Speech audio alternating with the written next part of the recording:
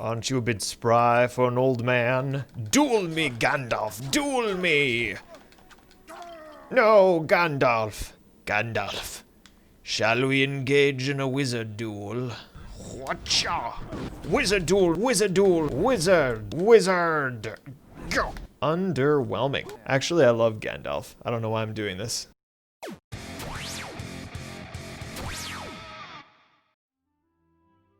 Hello everyone!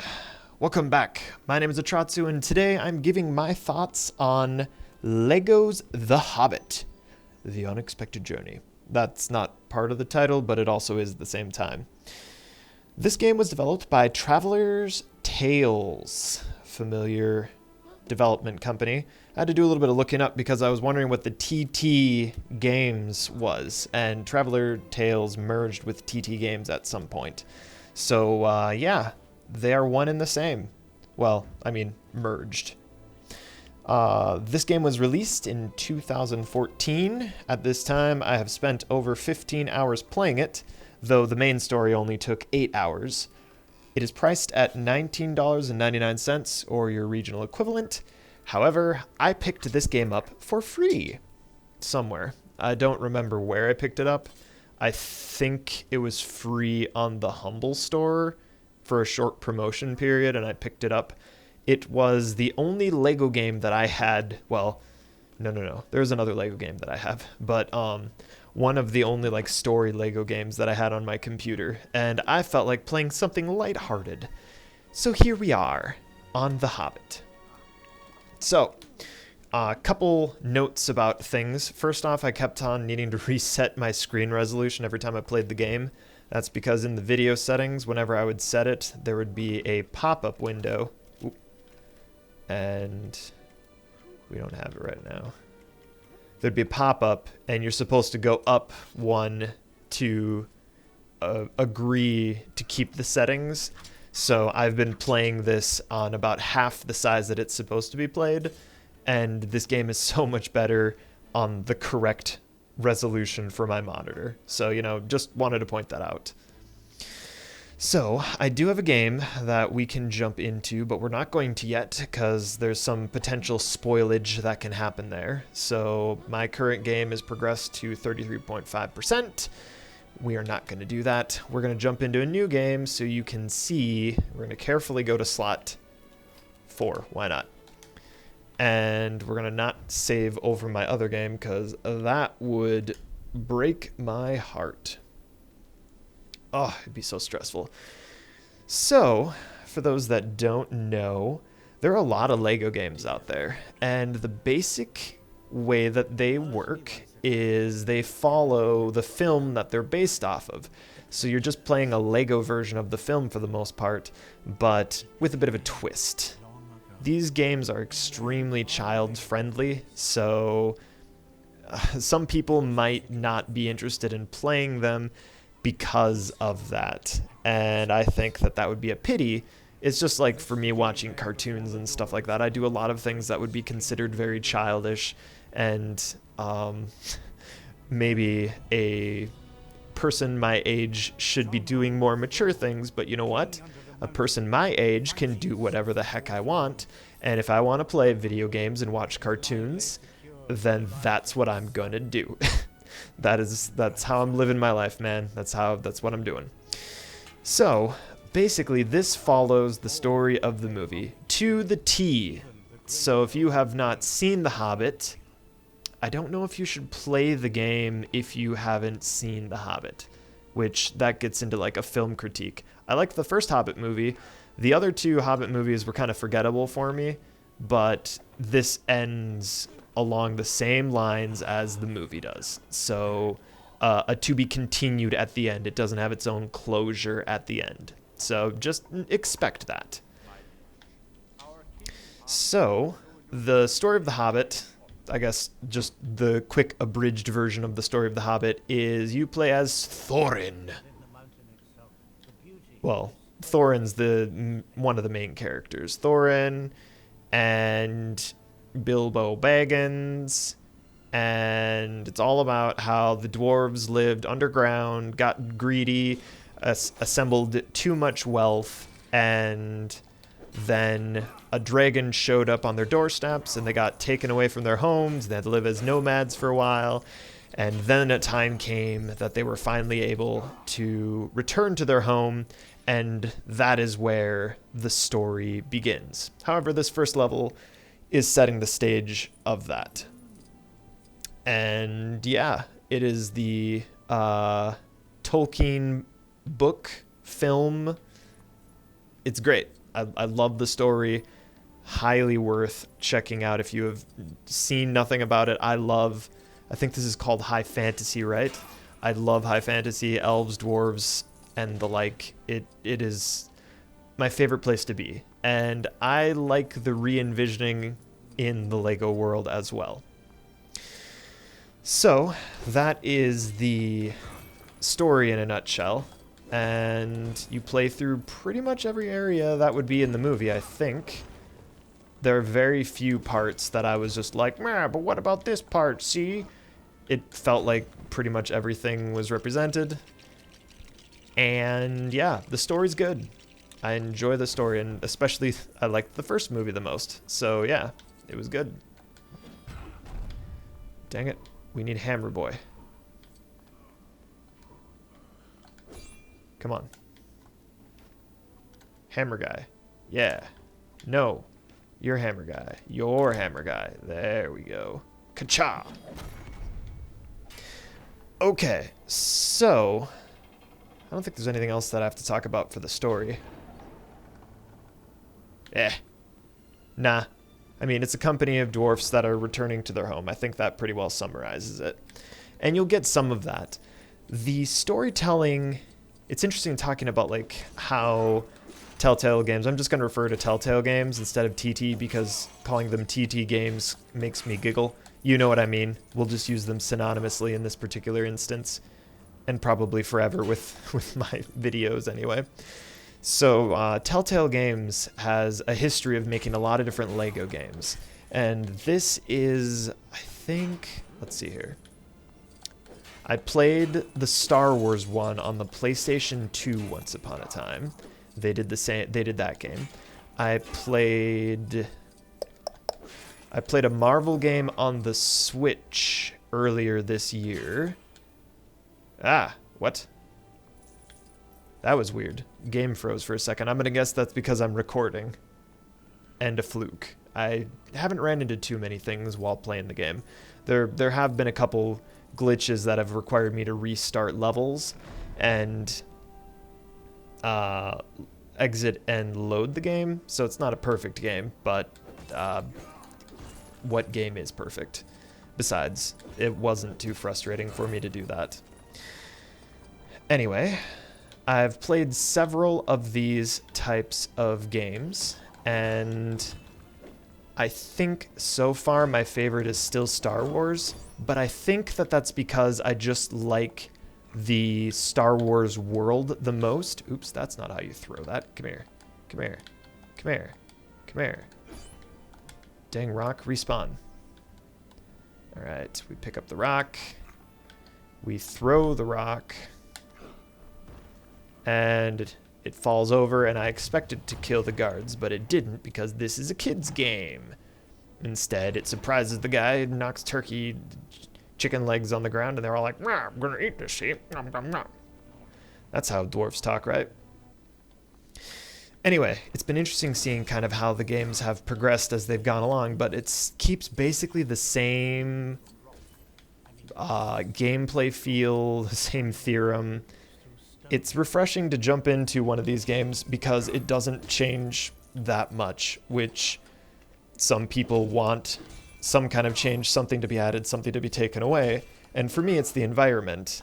And yeah, so far, this has been one of the LEGO games that I have preferred playing. I preferred this over the Marvel game that I played. I don't remember which Marvel game that I played. I just was like, oh, that's interesting. But it plays basically the same, and I'm glad that I have it on console, and I'm glad that I have this on computer. So the basic gameplay is it's a collectathon. It's Legos. So you're trying to collect all these different Legos, and your best bet is to first destroy everything in a room before anything else, because sometimes you have things that you can repair, like this. So it's best to just destroy everything first. I think there's more things I need to destroy. Ah, yes, gotta destroy this too. Alright. Do you have anything left over? Nope. So it's good when you first roll into a room, destroy everything that is in that room, and then that'll let you puzzle the rest of it out. Alright. This is telling me that the hammer boy is needed. Hammer boy, MC Hammer, hammer time. Can't touch this. So then you run around, keep breaking all the things, and you jump over here, you switch to this character, and we're just gonna go over here, and we're just gonna run up here, and that will open up the other side of the door.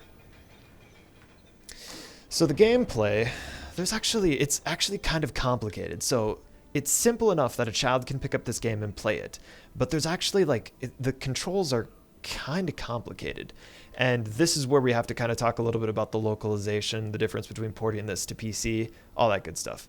I played this game with a controller, which is normally not my style. Normally I prefer to play games with keyboard and mouse, but the keyboard controls are absolutely insane.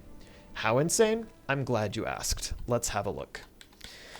So, you can bind them, but here's the let's look at the control setup. This is what we're looking at right now with the controller. If we wanted to change over to the keyboard, though... Where is it? Where is it? Oh.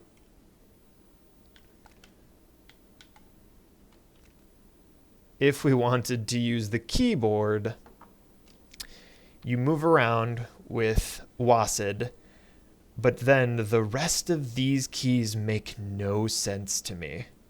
Like, okay, L to look left, L, M, no, L, what is this? P to look up. So it's like you're making, mapping it here instead of using the arrow keys for direction. And now I understand why they do that this way now, because it's set up so that two people can play on the same keyboard as well. But it's still just absolute. Hello, my voice. It's absolute madness to have your keys set up this way. It makes no sense. Now they can be rebound, so you can change the keys as well. So we could make the jump the spacebar like it should be. But yeah, the controls for keyboard are just insane, and I would say that you should definitely have a controller if you're going to play this game on computer. I think it's just absolutely necessary. Let's get out of that. Hopefully we are still on controller. Good. So let's talk about the controls. So you have a jump, and on my controller that is the A button. And then you have a charge attack for the B button. In some modes, the triggers are changing between the items that you're holding here in your backpack. So that's what my triggers are doing. The bumpers, if you're playing on free play mode, the bumpers will switch between different characters for you, and that comes in handy when you're trying to quickly switch between characters. It assigns them, so that can help. It's easier than trying to navigate through the menu for these. This is your quick selection. If you have more characters available, you will switch between them here, but you will pick up a lot of characters quickly, and you'll go down to this extra character slot to sort through all of the different characters in the game. There is also an inventory, and this is where those show up. These are the items in your inventory. The Mithril bricks are the rare item in the game that you're trying to collect.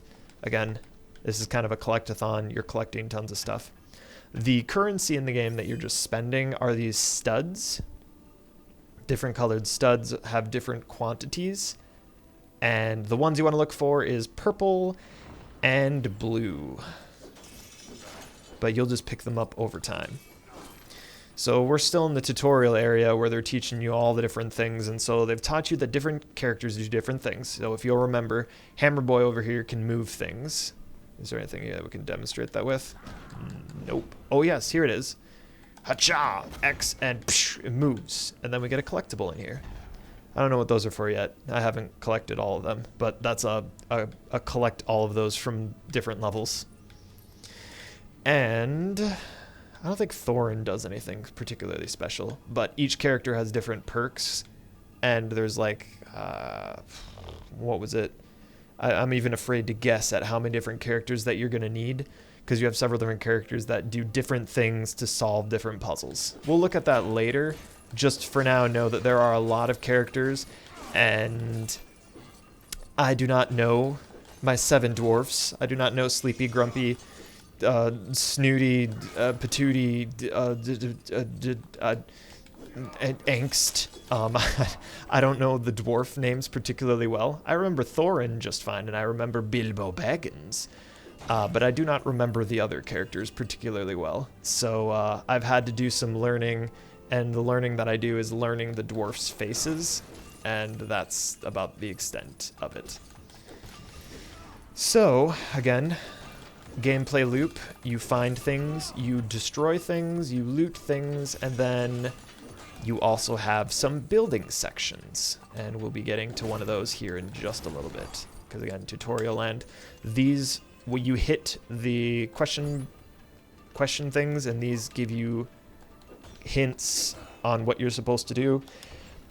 Highly useful, because I forget which character uses what, so it's very good that these are in the game.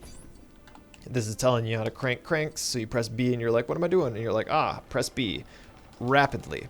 There are QTEs, quick time events, so when you're fighting you'll sometimes have quick time events, and that's always kind of frustrating, but you know what, it's fine. They're a bit annoying, but this game is not very challenging. There were a couple bosses that I had a little bit of trouble figuring out what was going on, and I was like, how's a kid supposed to figure this out? Though you're very limited as to what you're going to be dealing with, so give it enough time and, you know, people figure stuff out, even kids. So I don't know what exact age group it would be, but that's kind of one of the cool things about the LEGO games, is that for parents, they can just, this is a safe game that you can just give your kid and not worry about what they're playing and any parental ramifications. You can't give your like 10-year-old Grand Theft Auto 5. I mean, you can make the judgment call on your child there, I suppose. But if you can give like a LEGO game, you don't have to worry about too much violence, because it's just LEGO guys running around. Look at the LEGO guy. He's swinging around. He broke a basket. Ha! It's like, you know, it's not to be taken particularly seriously. And the retelling of the story is also cute. That's right. Another note about the storytelling in the game. They do have voice acting in this LEGO game. In some of the earlier LEGO games, they did not have voice acting, and they communicated the story with purely use of gestures and grunts alone. So like with the earlier Star Wars LEGO games, like on the PlayStation 2, it would just be like gestures, pointing, waving. They do some of that here still. There's a lot of physical humor that's shown, a lot of childish stuff, but it's done very well. I think it's cute. So this is teaching you the first bit about crafting. So you go to the anvil and you use all the different things that we have looted from this room. We don't need any planks though, or any of these. All of these items go together. And now we have a quick time event to craft it up. And I need to have my controller in front of me because I've played too many games and I don't remember which button is which. Oh, they're flying in from the direction. I get it. Cool. So the A button is the one on the bottom, so when it flies up, I can remember it that way. That's useful. However, they don't do that for all the quick time events. That's one of the easier ones. Alright, we have crafted a key. We bring the key here. We put the key in the keyhole. Again, this is tutorial land. You shouldn't be running into anything too difficult here. Alright, come on. Open sesame. Alright. And then we get here. There are a lot of different types of collectibles in the game. So, can I pause? I would like to pause. At the bottom, you see that Erebor in that envelope with the X there. That is located up here. And we can't get that. You can only get that in free play. So you'll have to come back to these levels to get things in free play. Actually, you're going to need to come back multiple times because my first time coming back in free play, I wasn't able to get everything because I still needed characters to unlock. That's what I'm currently working on in the game on my actual game. I'm unlocking all the different characters and trying to get side quest objectives. Once that's done, I'll move on to the next thing, which is going to be getting all the Mithril blocks. And then once that's done, I guess there'll only be a couple things after that when that's done, and I'll be able to mop up those Steam achievements, and then I'll be done. Move on to another game. So this section's like, this guy wants a flute. I don't even want to hit that thing. Oh, what's this? A flute? Let's give that guy the flute. Now he plays the flute. And the Lego men dance around while he plays the flute, because they did that in the movie. Yay! And they all do their silly Lego man dance. Doodle-doo-doo-doo-doo-doo. And now they're like, you have now unlocked a new character. This character can mine. Let me show you the mining minigame.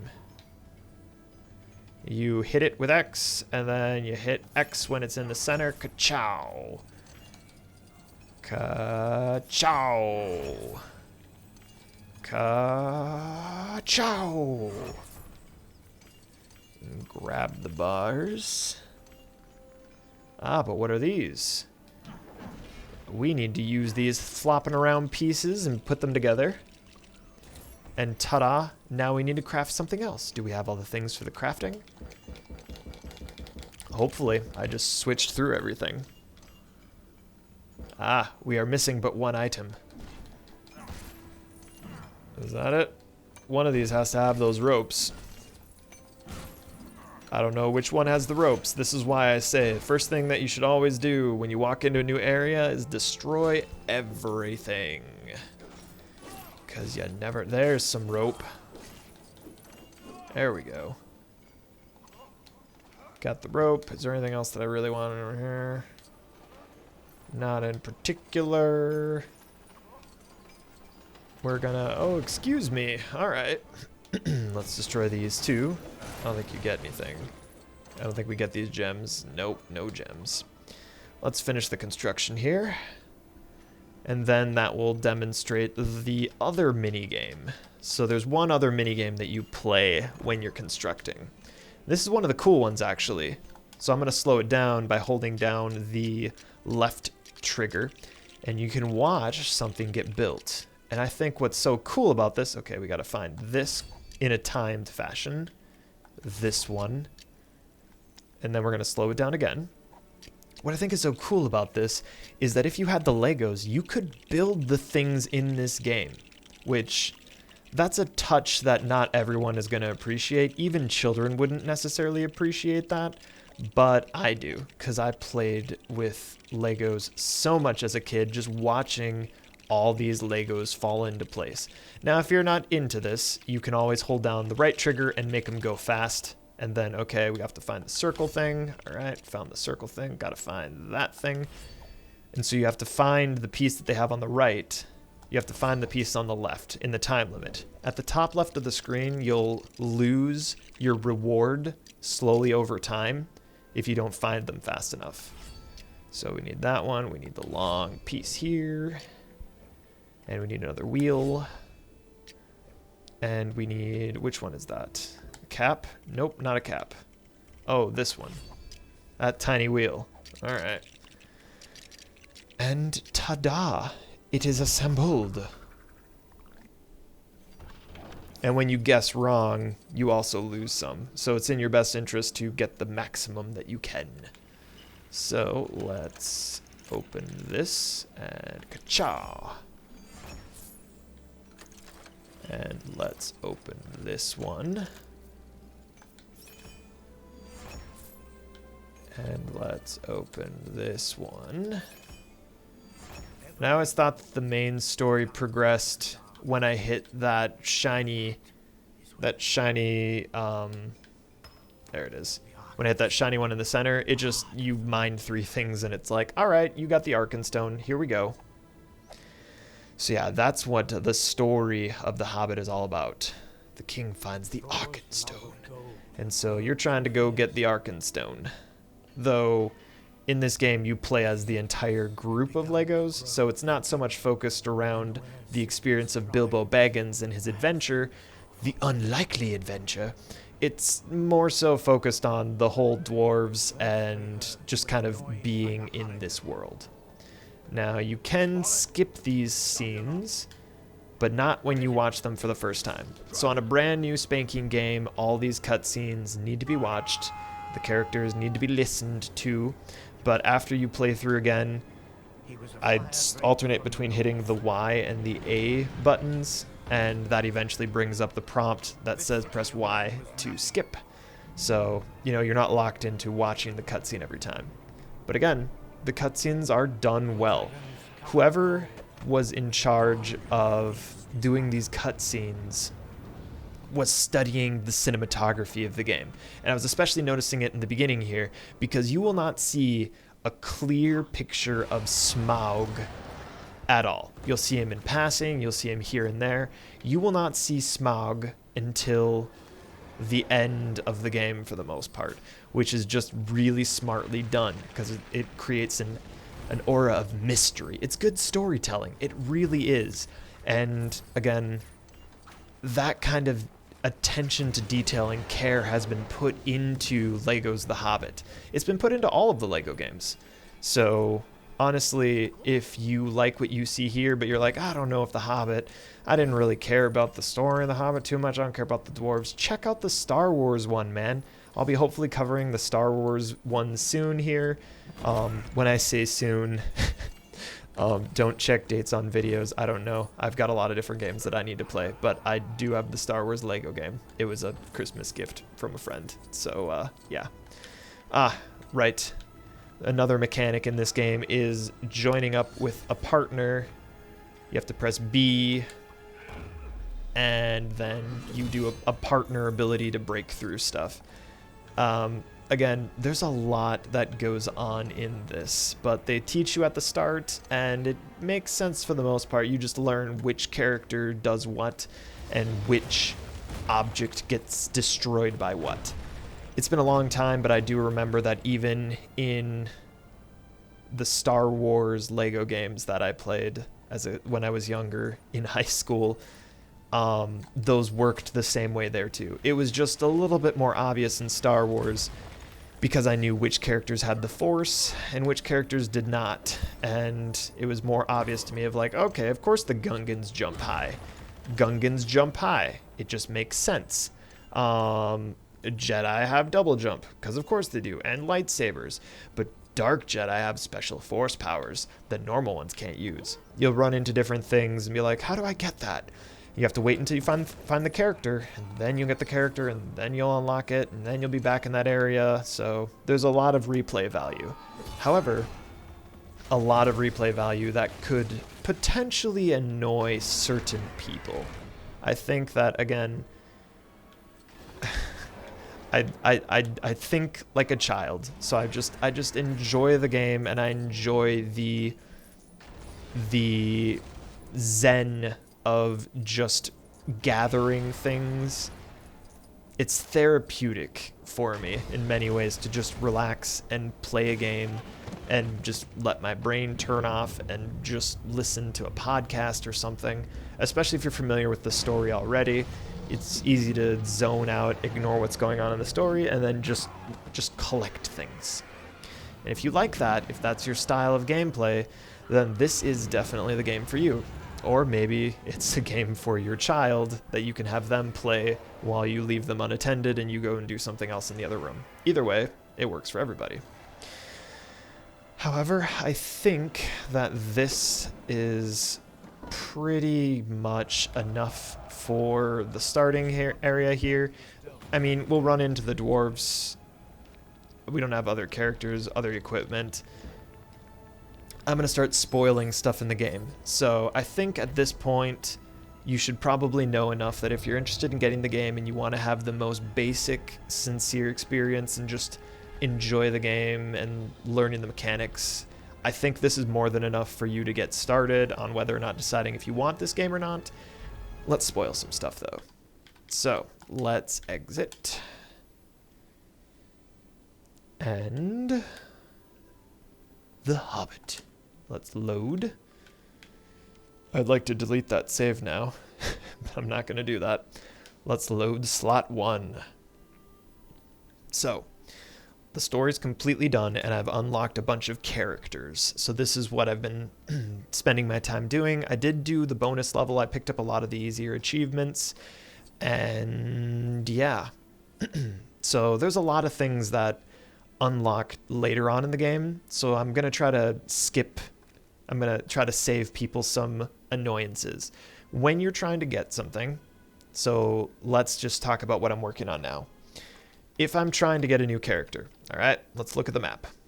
So let's find a character that I do not have. Probably in the middle area here. By the way, you start here and you work your way this way. So this is actually that tutorial level area here, but these are the campaign main story, and then the item that you're searching for or the time of day required for a quest. These are the fast travel stations. This is a bonus level. These are missions for Mithril weapons, I think. I haven't done any yet. These are also other just side quest things. So yeah, I haven't even explained that much about the gameplay, I guess. I've shown what it is, but I haven't explained it. There's a bit of an open world element to this game. So, I mean, it just really has so much depth to it and atmosphere. Each area feels interesting, like it's got a nice snow effect. This game just, I don't know. I could totally see myself playing all of the various LEGO games at this point because they just have won me over. The only caveat is, you know, a couple different glitches and abysmal keyboard controls. But you know what? That's forgivable. I have a controller. I can move on with life. Anyway, back to what I was doing. So I zoom out with the right stick. Could we do this guy? No, let's not do that guy. This one looks close. All right. So we want the Goblin Scribe set as destination. And we want to fast travel. And we do this. We jump onto the eagle. The eagle flies away. If I want to make him caw, I can press A. Caw. Caw. I do have some slight controls with the right and the left. So I can make him tilt to the right, make him tilt to the left. That's how I glitched him, I think. Was playing around with him a little bit too much in the air. He dives down, and he drops you off. So that's how you get from point A to point B really, really quickly. It's useful. Oh, and I suppose user interface as well. The top up there, that's my stud total count. The right side is for player 2. If I want to get player 2 locally, I can press F2 and then it does split screen. You can also do Steam play together with a friend. Well, as long as Steam play works for you. If you want to get rid of that person, drop out. There's an achievement that requires you to play one level, but you can play through that level all by yourself. I did that, and once again, I'm just like, Atratzu has no friends. The top left is yours. You have 4 hits and you're dead. When you die, to demonstrate this looks like death, right? Yeah, this is death. When you die, you lose a stud. Although in the overworld, you lose less and less studs. So eventually, it's like, all right, stupid, we're not going to take away as many studs from you as before. But death is punished, but it's not punished too heavily. It's a kid's game, remember? And minimap bottom left. I really didn't look at the minimap all that much, but when you're generally navigating, that's useful. When looking at the map, there might be a hotkey that you could bind somewhere here. Do we have one? I'll check it some other time. I just go through the menu to view map. And yeah, that's the user interface. So let's run over here. Uh-oh. All right. So, what do we need to do? Payment is required for my services. Promptly deposit the goods in my bucket for collection. The goblin scribe, what do you want? Gold bars. Well, good thing for you, I have plenty. All right, not only do we have to do that, but you also have to buy them. And ta-da, now you look at the full roster that I have of characters. So, one of the characters that I needed to get was to destroy shadow stuff. And for that, I picked up the almighty Sauron. This is him. Flashing lights warning. There's just something funny about playing as like the ultimate dark villain in the Lord of the Rings story. I don't know. It amuses me. What other game can you see Gandalf and Sauron just playing together at the same time with? It's funny. But yeah, there are a lot of different characters. You can play as some big characters as well. That's not a big character. I wanted a big character. Big character. There we go. There's a big character. So you've got some cool different characters that you can play as, a lot of different utilities. There's some customizable stuff too. I haven't customized any of these characters yet, but I did customize my horse and named it Hi-Ho Green. It's a green horsey. So yeah, you have mounts in this game. Isn't that cool? I thought it was cool. Get out of here. Jump off. All right, so the gameplay loop that I'm trying to establish. Who are you? Oh, you can get Gollum. He's probably a tougher one to pick up. That or more expensive. The gameplay loop is I set a target. I find the closest eagle station. I fly to it. You can fly to any eagle station from anywhere. So if your character gets stuck, that's how you get your character unstuck. Unless, of course, you get stuck in the eagle mode, which is what happened to me. In that case, you press escape and you quit game and you load back in. All right. And then, whoops, water instantly kills you. So we don't want to go in there. We want to run up this way. And this is taking too long. I'm going to switch to, I want to be as Gandalf. And I'll have a weird dwarven sidekick. And Gandalf will ride on Hi-Ho Green.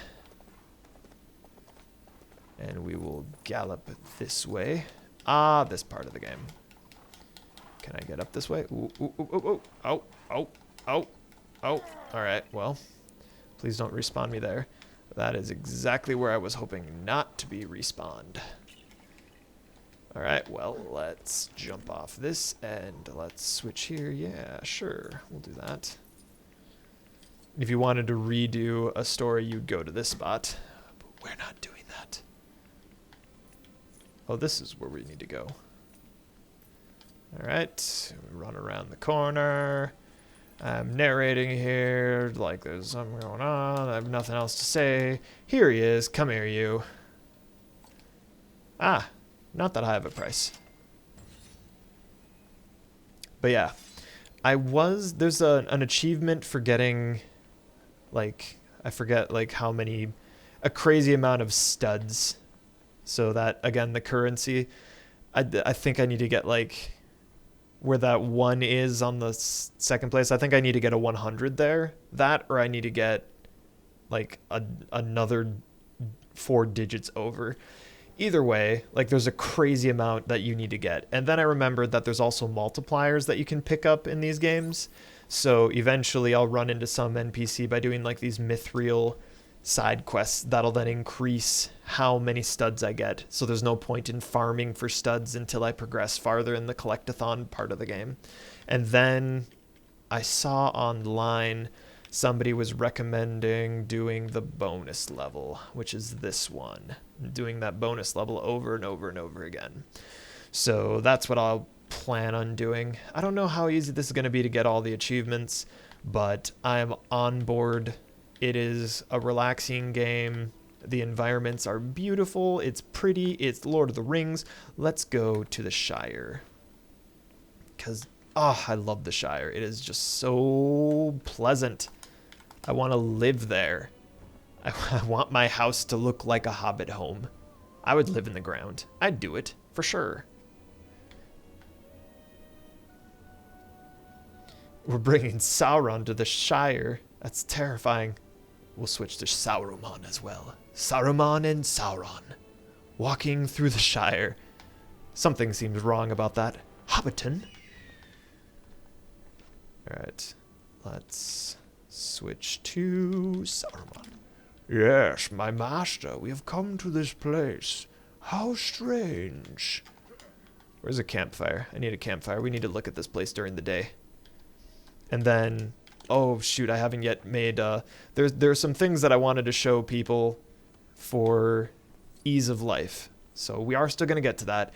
Basically, it's where the blacksmith is, where the customization spots are, and I feel like I'm forgetting something.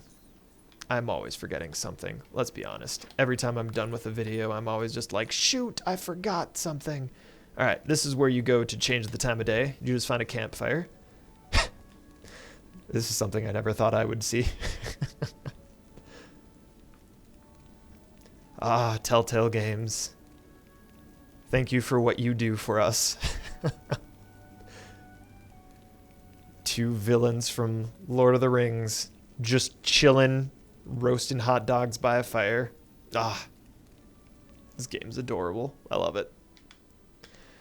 And now we get to see, oh, look at this world. Oh, it's so beautiful. And you'll notice not everything's exactly made out of Legos, but there's a lot of stuff that is made out of Legos. Especially the destructible things that you're like, oh, yeah. I just love the envisioning that they had for how they made the environment. The theming, the world that they do for these games is just fantastic. I love it.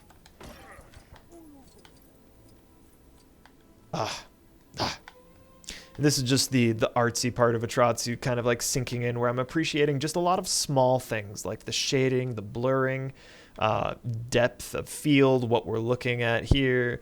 Just this is the like, again, remember I have taken some classes on photography as well, and I'm just like, oh, there's just so much beautiful stuff here that I really just like take in. And it's themed to Lego, which I think is just really cute and fascinating. But I mean, I would feel this way as well. I want to visit where they were making these shots. New Zealand, I want to visit New Zealand someday. Ah, that'd be great. If we ever get to travel again. Oop, let's cancel that. Can I reset here? No. Reset destination. I wanted to reset destination. All right, so to make Mithril stuff, this is kind of the current project, you need to go to this, the blacksmith. So that is currently in Bree. So that was one of the places that I was trying to locate, and you have to do a bit of a quest to be able to get the blacksmith. So that's an important one to know, because I was trying to figure out where the heck that was. Also, there were, I'm not going to be able to show where those were at. There were certain characters that I needed to progress as well. I needed Sauron to be able to break like shadow stuff, because you need a magic weapon, and I needed the troll, the treasure trove. I needed a giant creature, and there are a couple different characters that can do it. You just need to make sure that you save up studs and you pick up like a bigger character, and if you're missing any of them, you can always look on your map, and you have to use your eyes to look for what it is. Though sometimes the time of day can make a difference as well. Anyway, continuing on with the blacksmith. When you select something, you'll see there's that indicator here on the screen as well. That's like, it's over here, yo. So it's in your best interest to track things. It makes it easier to find it in the overworld, and it also gives you yellow dotted paths that you can follow. Can I make a mithril weapon yet? So first you have to get these recipes, which is from these like letter note cards. I don't want to make armor, I want to make a weapon. Don't want a staff. That's what I'm looking at. This one. Alright. So we will craft our first mithril. Oh no, okay. What are we doing? Where are we going? What are we doing? Alright, from the top. And ka-chow. Oh, I missed it. Ooh, these are harder. All right, all right, all right. I guess I won't. I'll wait for it to get to the center, but I won't wait for it to get to the absolute center.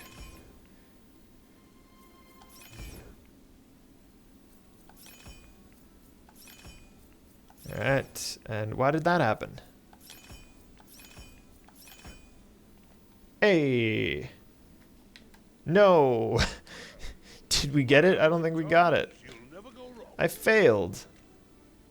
Well, at least they didn't take away the resources. It's if they were being mean. Alright, so this is, again, towards the end of the game, so it's acceptable that they're going to make it tougher. Oh, what the heck? There's an outside and an inside circle? What is this?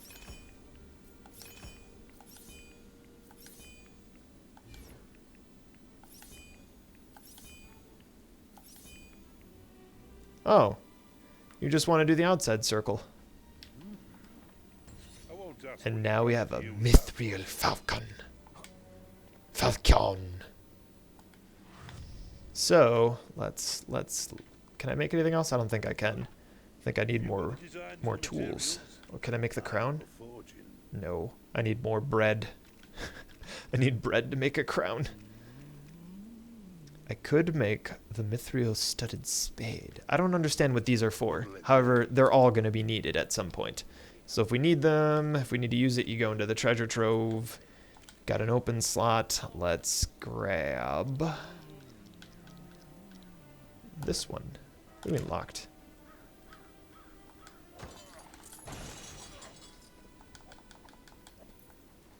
Did it say anything else interesting on it? Returns after thrown. Makes Lego loot drop from Lego objects. Okay. Makes others laugh when hit. So there's a lot of interesting tools, I suppose, in this. Huh. And there's another type of Mithril Falcon. So yeah. Even though I've spent a considerable amount of time in this game already and I've beaten the main story, there is still a lot of game left to play. And if the number of characters wasn't enough of an indicator, you'll unlock most of these to about, I think to about like this extent, or maybe about over here.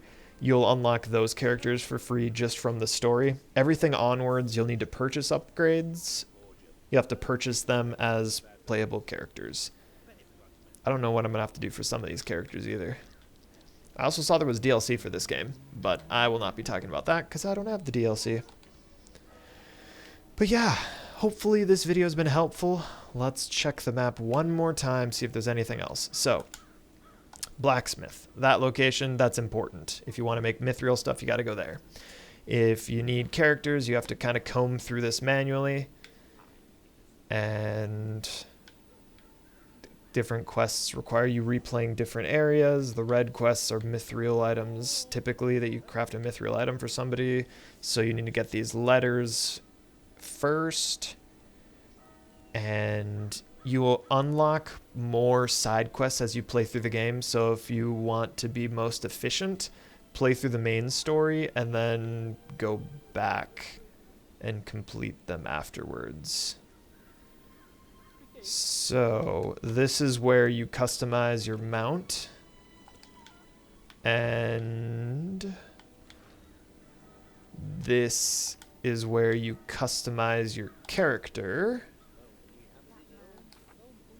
If you were to replay a level,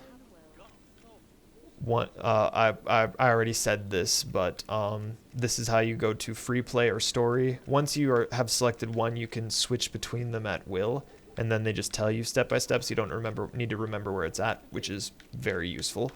Each area has 10 of those collectibles on the left. I don't even know what those are called. 4 weapons of sorts, because on the first one, that's where I've gotten some. Oh, wait, that's not it. Where is it? Here, that's where I got one. I got 5 of those. So there's a lot of replaying of levels. You could probably follow a guide to find them the easiest. But yeah, Oh, and right, you have to collect enough studs to get super burglar, whatever they're calling it. It's just collect enough that you fill up the center bar and it unlocks. Most of the levels it's pretty easy to do it as long as you just destroy everything. Others will require a playthrough, a replay through. Sometimes I feel like free play is the only way that you can actually get all of them. And a lot of stuff over here still. A lot of stuff required at night, so you have to switch between day and night a fair bit. Let's look at character customization just for thoroughness. One more flight.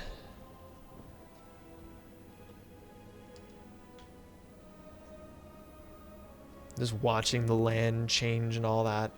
There's so much detail that was put into this game, and there was so much heart also. Like, they had to do research, know all these different characters, because again, let's look at the roster of characters. Tired of the screen yet? So you start up here and you're like, all right, Thorin, got it. I don't know who that one is. And I'm like, okay, remember that guy. Because, yeah, they all have the same face, but their hair color changes. And then, all right, don't remember that guy's name. I mean, I remember who these characters are conceptually. I'm like, oh, look, it's Frodo. It's Sam. But, like, Bilbo? These all basically have the same face, just different hair colors. But it's just like, Bilbo, okay, I know Bilbo, I know Gandalf. And then I'm like, okay, who's that one? That one had a name? Oh, I thought that was just the dwarf that really liked to eat.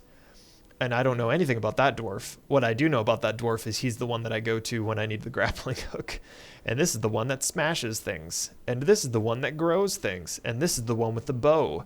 So that's my association with these different dwarfs. And then you unlock additional ones. So look, it's Thorin again. Oh look, it's Thorin again. So there are 3 Thorins here. Each one has a little bit of different of a loadout, but they're all basically, like, they're just different parts of the game that you unlock them. So if you want to be as this Thorin... Where's the other character? Oh no! Let's switch to this Thorin. You'd never have a case in any other game mode where you do this. Wait, we can pair up?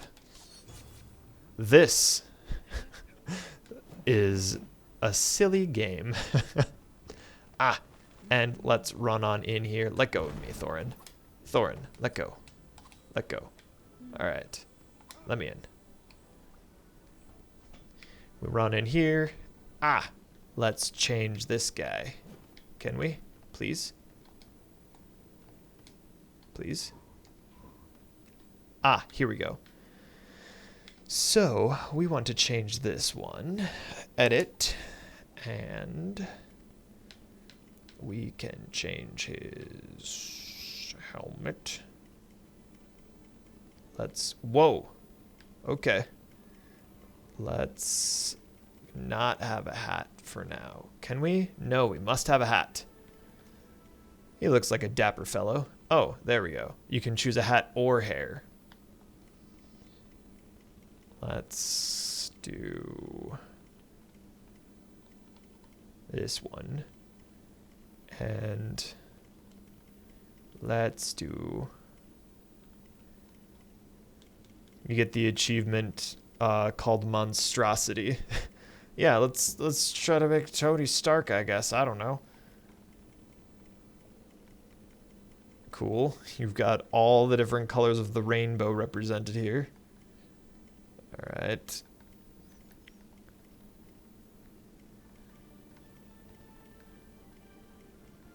Oh my gosh, I could spend an upsetting amount of time with customization. Let's give him brown gloves.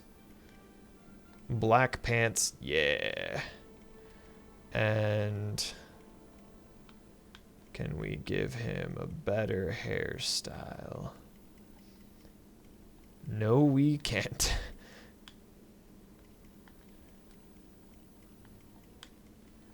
Let's give him a hat. Where's that dapper hat? Yeah, dapper hat. I don't know what the code was.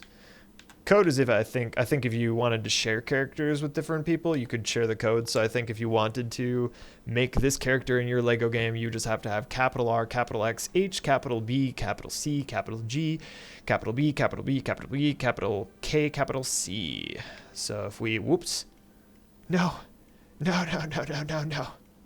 Wait, I don't remember. No, no, no. There it is. Dapper boy.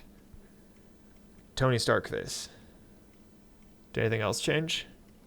I don't remember if anything else changed. I think that's fine. And then if you want to name your contraption,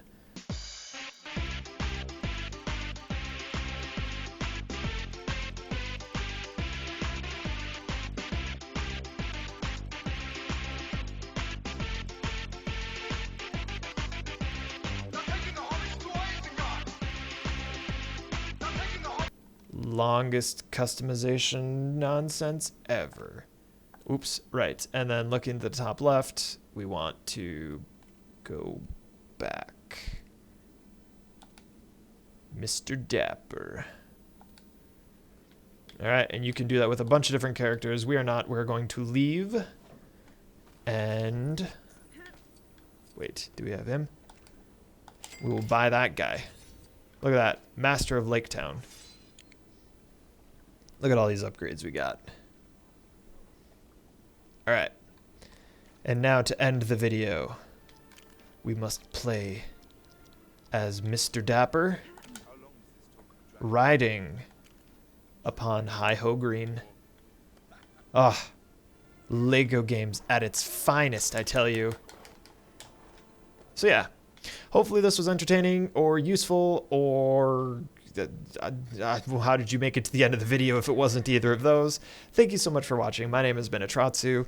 My name is Atratzu. It hasn't been Atratzu. It has been Atratzu the entire time. It hasn't changed. Words are weird. So is English. Thank you for watching. I will see you in the next video. Gonna go in for a little bit of a dip. Wow. Violent.